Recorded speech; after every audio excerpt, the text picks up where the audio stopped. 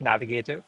Uh, the motivation is to create a tree of experiments and cull the ones which are not promising and keep progressing the ones which are.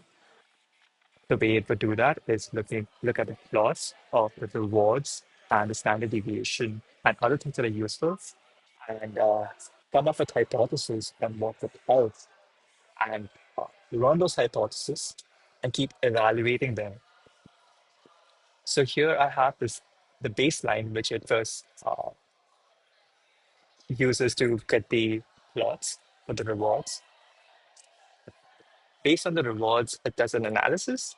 At first stage, at the second stage, it uses the 1DB inference to come up with hypothesis. The motivation here is when you as an RL engineer go to sleep at night, this will keep working for you and test out multiple different hypotheses so that it can amass whatever nuts and bolts of RL exist and flesh out several ideas and then leave it for you in the morning to evaluate the final videos of what the performance would look like and decide which configuration to use.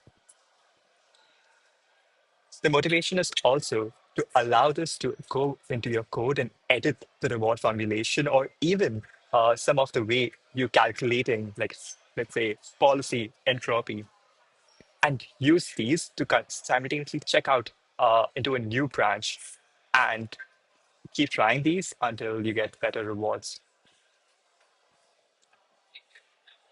So here it's now trying this third hypothesis. We asked it to try three.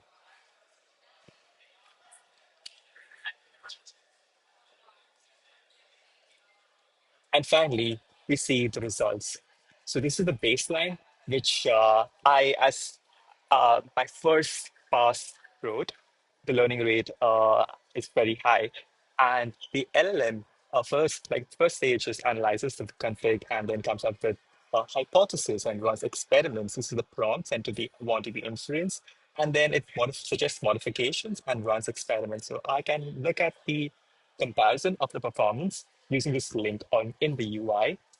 So if I go to the workspace, I can see the videos. So the baseline is freaking out, whereas the suggestions are already better. And the idea is to pick the best one and to keep doing it and cull the dead ends.